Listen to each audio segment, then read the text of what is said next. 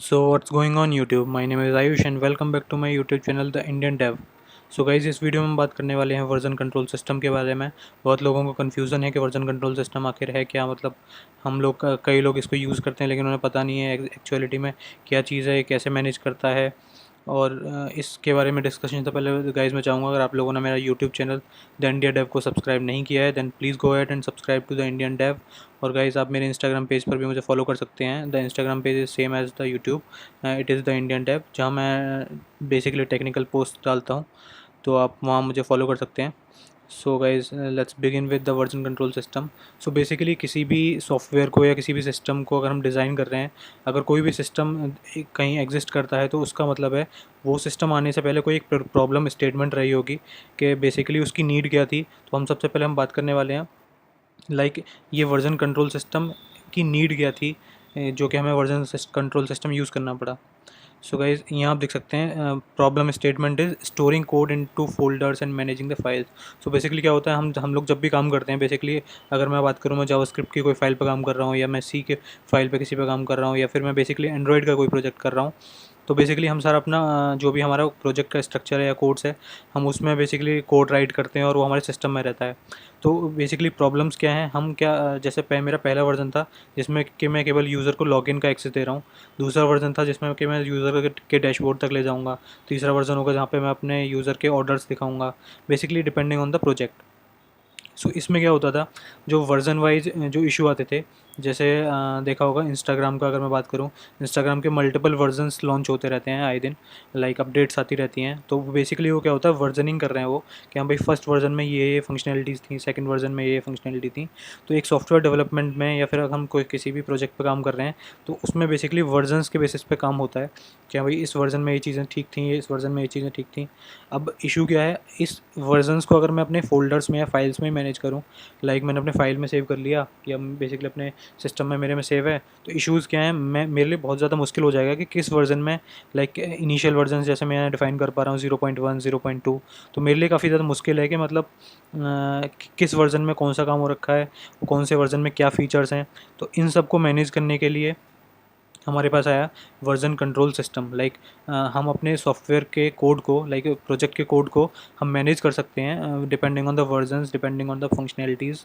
सो पहली कंडीशन तो ये थी। दूसरी कंडीशन ये हो गई, अब मैं अपने अपने ही सिस्टम में अगर मैं कोड को अपने को स्टोर करके रखता हूँ, तो बेसिकली इशू क्या है, लाइक इन केस मेरा सिस्टम ख़राब हो गया, मेरे सिस्टम का मेमोरी ख़राब हो गई या कुछ भी ऐसा हुआ कि मैं सिस्टम के में जो भी मेरा कोड पड़ा हुआ था वो रीएक्सेसिबल नहीं है, तो बेसिकली इस केस में क्या होगा, मेरा जो भी मेरा काम किया हुआ था वो सारा काम मुझे फिर से करना पड़ेगा। तो उस जो कॉम्प्लेक्सिटी थी या वो प्रॉब्लम जो स्टेटमेंट थी उसको दूर करने के लिए भी हम वर्जन कंट्रोल सिस्टम का यूज़ कर सकते हैं, करते ही हैं ऑब्वियसली।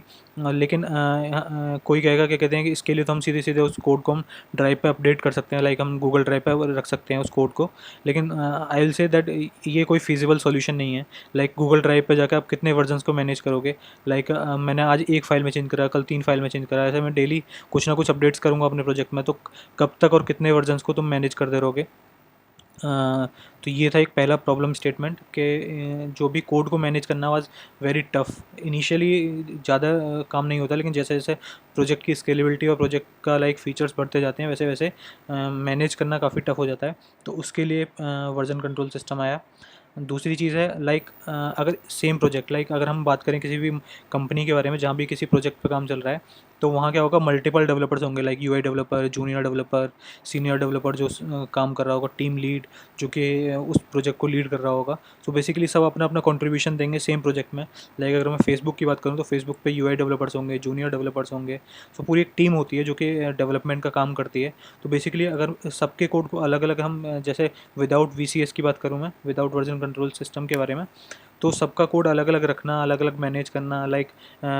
मेरी फ़ाइल है login dot J S file, जिसमें कि लॉगिन से रिलेटेड फंक्शनलिटी है।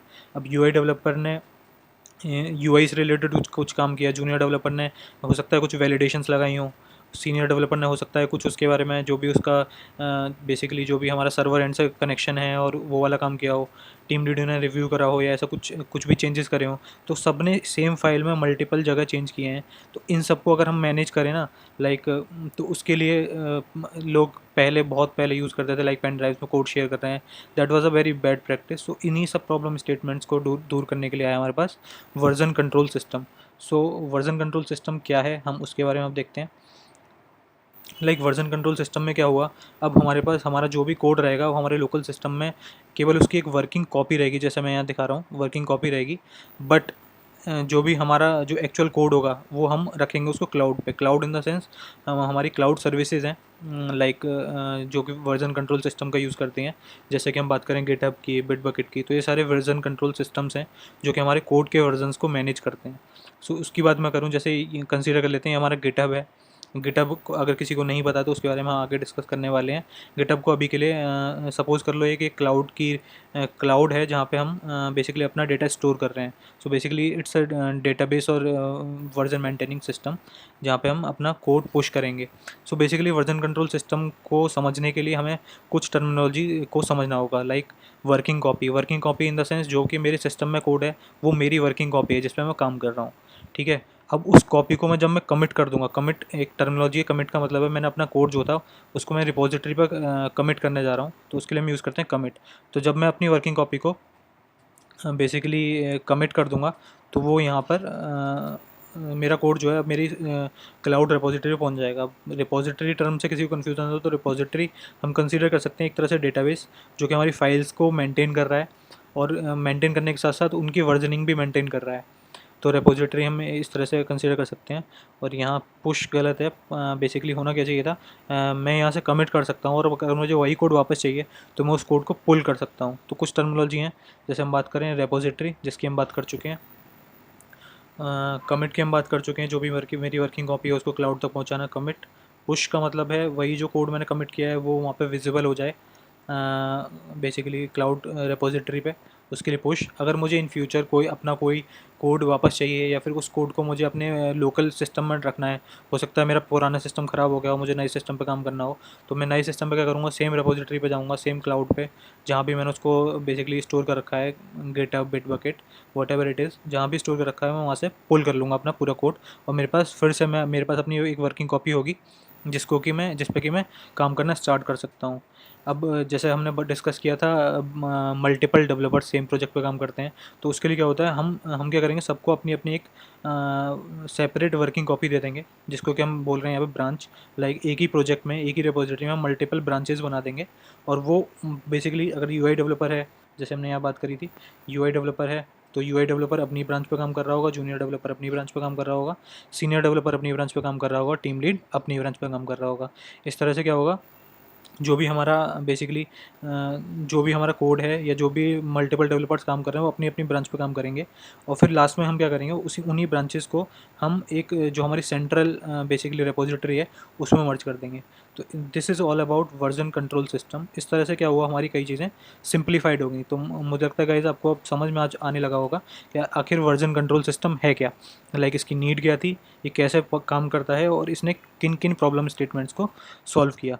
सो गाइस आगे हम अगर बात करें वर्जन कंट्रोल सिस्टम के कितने टाइप हैं, कितने तरह के वर्जन कंट्रोल सिस्टम हैं, तो सबसे पहले था version basically centralised version control, जिसमें क्या होता था, हम एक ही रेपोजिटरी में, लाइक ब्रांच का कंसेप्ट नहीं था, एक ही सर्वर पे एक रेपोजिटरी है, रेपोजिटरी हम समझ चुके हैं, वर्किंग कॉपी हमें पता है, कमिट का हमें पता है, लाइक ये PC1 की बात कर रहे हैं या PC2 की बात कर रहे हैं, PC3 की बात कर रहे हैं, तो ये बेसिकली ये तीनों ही अलग अलग बेसिकली मान लें तीनों अलग अलग डेवलपर हैं, लेकिन ये सारे सारे जो भी हम कमिट्स कर रहे हैं या फिर जो भी हम अपना कोड पुश कर रहे हैं क्लाउड की तरफ, सर्वर की तरफ, वो हम एक ही रेपोजिटरी पे, सेंट्रल रेपोजिटरी पे पुश कर रहे हैं। तो इस टाइप के वर्जन कंट्रोल सिस्टम को हम कहते हैं centralised VCS version control system.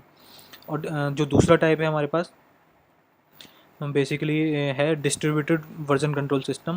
Distributed version control system में हमारे पास आ जाती हैं ब्रांचेस का कंसेप्ट, जैसे कि यूआई डेवलपर की ब्रांच, सीनियर डेवलपर की ब्रांच, जूनियर डेवलपर की ब्रांच। तो इस तरह से बेसिकली क्या हुआ, हमने उनको अपनी अपनी खुद की पर्सनल रिपोजिटरीज दे दी, उन रिपोजिटरी को हम ब्रांच कहेंगे।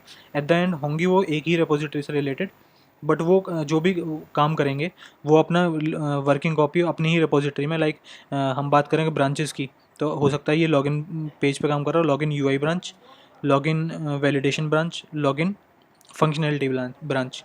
तो बेसिकली ये सारे अपना अपना काम कमिट करेंगे। जो लाइक इसने अपना यूआई बनाया, इसने यहाँ पे कमिट करा उसकी रिपोजिटरी पे और उसको पुश कर दिया सेंट्रल रिपोजिटरी में। अब ये अगला बंदा उसको क्या करना है, उसको करना है यूआई पे वैलिडेशन का काम कि लाइक लॉगिन के फॉर्म में ईमेल और पासवर्ड सही है या नहीं, एग्जैक्टली वैलिडेशन। तो उसने क्या करेगा, वो उसके पास स्टार्टिंग कुछ नहीं था, तो पूरा जो सेंट्रल रिपोजिटरी थी उससे उसने अपनी ब्रांच पे पुल लिया कि भाई मेरे पास पूरा यूआई का कोड होना चाहिए। तो जो भी कोड फर्स्ट डेवलपर ने, यूआई डेवलपर ने पुश किया था, वो आ गया है सेकंड डेवलपर के पास, जो कि उसमें वैलिडेशन लगाएगा। उसने यहाँ से पुल कर लिया और उसके पास अपनी वर्किंग कॉपी है। अब जब यहाँ पे वो वैलिडेशन का काम कर देगा, वो फिर से अपनी रिपोजिटरी में कमिट करेगा और सेंट्रल रिपोजिटरी में पुश कर देगा। तो इस तरह से क्या हुआ, जो हमारा सर्वर था, सेंट्रल रिपोजिटरी है, उसके पास हमारे पास यूआई का काम आ गया, वैलिडेशन का काम हो गया। अब जो थर्ड डेवलपर है वो उस काम को पुल करेगा, उस पर जो भी फंक्शनैलिटी है, लाइक कोई एपीआई कॉल होनी होगी या फिर बेसिकली सर्वर से उसको चेक करना है बेसिकली कि एग्जैक्टली इन्फॉर्मेशन सही है या नहीं है और उसके अकॉर्डिंग रिजल्ट देना है। तो उस फंक्शनैलिटी के लिए उसने पुल किया अपना वर्किंग कॉपी पे, अपना जो भी उसको फीचर्स इंप्लीमेंट करने थे, जो भी वर्क था, वो उसने अपना काम किया, कमिट किया और फिर से सेंट्रल रिपोजिटरी में पुश कर दिया। तो इस तरह से क्या हुआ, ये पूरा जो भी प्रोसेस था एक लॉगिन फॉर्म को बेसिकली फंक्शनल बनाने का, वो हम पूरा वीसीएस के थ्रू कराए और हमें कहीं भी बेसिकली अपने लोकल में फ़ोल्डर्स बनाने की, फ़ोल्डर्स मेंटेन करने की ज़रूरत नहीं पड़ी। ऐसा नहीं पड़ा कि भाई यूआई डेवलपर ने काम किया तो उसने पेन ड्राइव में ले जाकर कोड जूनियर डेवलपर को दिया, जूनियर डेवलपर ने सीनियर डेवलपर को दिया, कुछ नहीं करना पड़ा। ये सारा काम हमारा मैनेज हो गया version control system. So yes guys, version control system हमारे सॉफ्टवेयर डेवलपमेंट को काफ़ी ज़्यादा लाइक ईजी कर देता है हमारी लाइफ। अगर हम बात करें लाइक गिटहब के बारे में, गिटहब पे मैंने एक रिपोजिटरी खोल रखी है, माइंडॉक्स ओपन सोर्स। तो यहाँ आप देख सकते हैं कितनी सारी इन्फॉर्मेशन अवेलेबल है, लाइक 137 कमिट्स, लाइक 137 टाइम्स लोगों ने इस पर आकर कमिट किया है। इसमें 2 ब्रांचेस बनी हुई हैं, मतलब हम बात कर सकते हैं जैसे अपने अपने यूज़ केस के लिए 2 डेवलपर्स इस पर काम कर रहे हैं। सो बेसिकली 2 ब्रांचेज़ हैं और 7 पीपल इस पर काम कर रहे हैं, 7 यूज़र्स इस पर काम कर रहे हैं। यहाँ देख सकते हो आप, ब्रांचेज़ यहाँ बनी हुई हैं काफ़ी सारी, master and development branch. So basically यहाँ देख सकते हैं आप पूरी फाइल्स जो हैं, अब इसको कभी भी कोई भी क्लोन कर सकता है। क्लोन का मतलब है सेम जो भी रेपोजिटरी का कोड है, जो भी हमारा उस प्रोजेक्ट का कोड है, उसको अपने सिस्टम में वर्किंग कॉपी बनाना। तो इस तरह से यहाँ देख सकते हैं। और जब भी मैं कमिट करता हूँ तो मेरा सबका अपना अपना एक बेसिकली मैसेज मैं लिखता हूँ। तो यहाँ अगर हम देखें यहाँ पे बेसिकली कमिट्स के बारे में, तो कमिट्स में यहाँ से जाकर मैं पूरी हिस्ट्री देख सकता हूँ कि भाई कब किसने क्या कमिट किया। ठीक है, कमिट करने के साथ साथ लोग अपने मैसेज भी डालते हैं, नल चेक फॉर स्ट्रीम, इस तरह से ये पूरी पूरी वर्जनिंग जो कि मतलब अगर मैं बात करूँ, अगर हम फाइल्स में मैनेज करें या फिर अपने ही लोकल सिस्टम में मैनेज करें, तो वो I will say like it is impossible to manage all these things. और वर्जन कंट्रोल सिस्टम हमारी लाइफ को बहुत ही ज़्यादा ईजी बना सकता है। सो आई थिंक हम लोगों को वर्जन कंट्रोल सिस्टम क्या है ये ऑलमोस्ट क्लियर है। और बेसिकली हम नेक्स्ट वीडियो में हम बात करेंगे लाइक गिट क्या है, गिटहब पे कैसे काम करते हैं, कैसे हम एक रिपोजिटरी बनाएंगे और कैसे अपना सॉफ्टवेयर डेवलपमेंट लाइफ को ईजी कर सकते हैं। So guys please make sure to like this video and subscribe to the Indian Dev. Thank you for watching this video.